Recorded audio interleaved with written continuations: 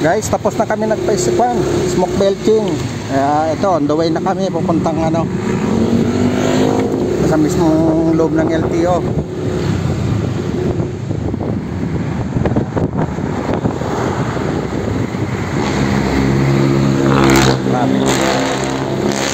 Standby.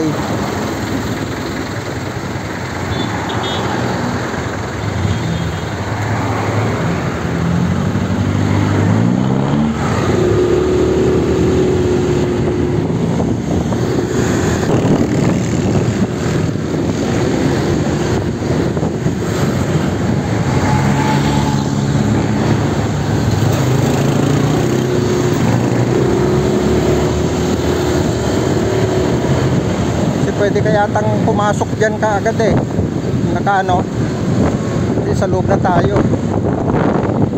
Oo, kaya lang may mga nakasagabal.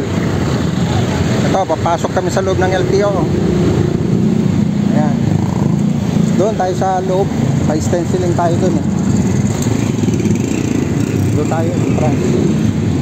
Doon yata yung mga nag-stenciling. Ayan, dito kami.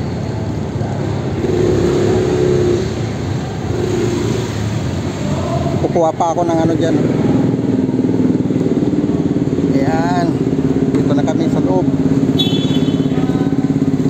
Aroy ng LTO. Ayan, pila tayo. Pila tayo ng approval ni bossing para sa stenciling. Saan ka nakaparada? Ayun, sir.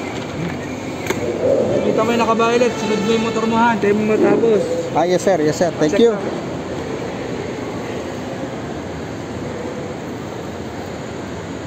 Ayun, paparada yung mga ibang stenciling.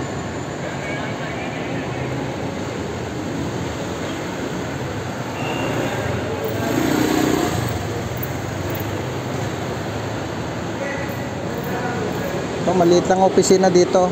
Kasi ano lang to eh, branch opisina lang ito ng ano, malaking LTO doon sa Quezon City, may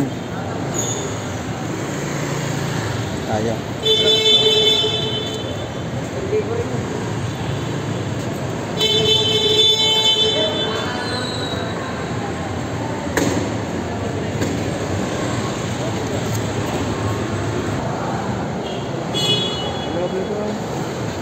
Sa loob na ako, sir. Dito na?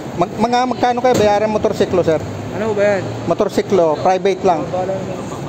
Abot kaya 300 yan?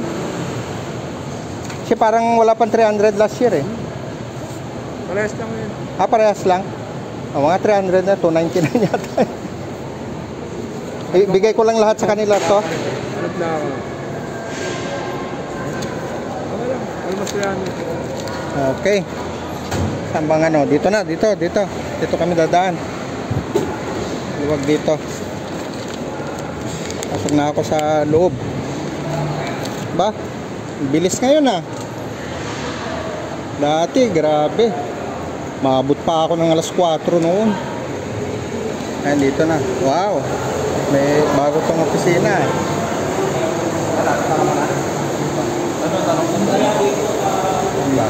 Public assistant hotline desk. Dito registration form ko. Okay, tapos na akong ano, window 11 daw ako. Dito. Bilis. Dito na ako sa may cashier. O konti ang nagpaparehistro ngayon. Ayun guys, tapos na ako. Magkano ito binayaran ko? 257.50. Okay. Na. Hindi na tayo. Kakauwi na rin kagad. Tapos na ako. Tapos na. Oops. Wala pang half day ah. Ang oras pa lang. Alas 12.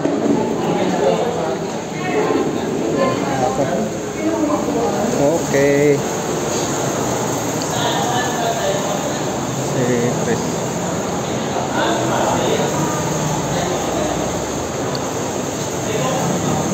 May kasama ko.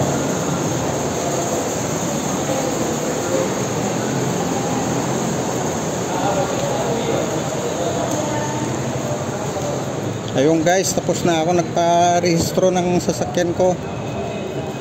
Mabilis ngayon. Ano? Basta prepare lahat yung ano nyo, yung dokumento nyo. Mabilis lang ang magparehistro. Yan.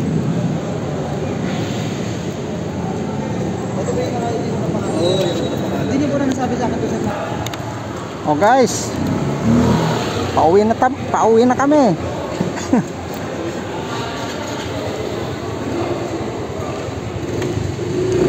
Tapos na magparehistro.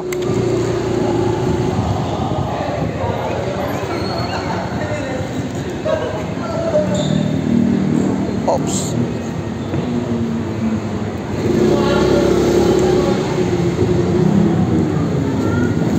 Ngayon mga ilang oras lang yung kwan namin na Google namin.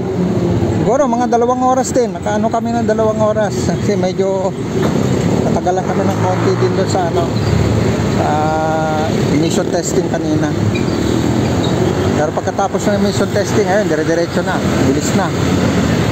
So, pauwi na kami. Wala pa alas 12, dito na.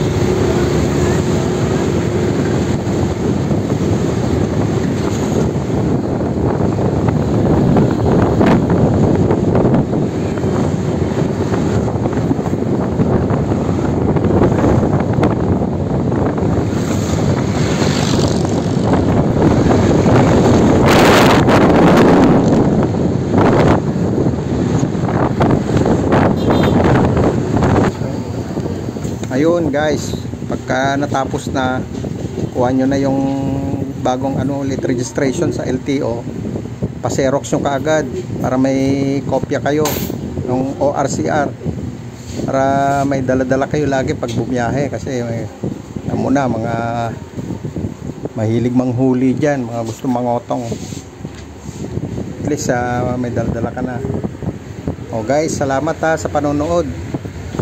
Susunod sana suportahan nyo naman tong munting channel ko, Marblues TV. Okay, salamat, have a good day sa inyong lahat. Bye bye.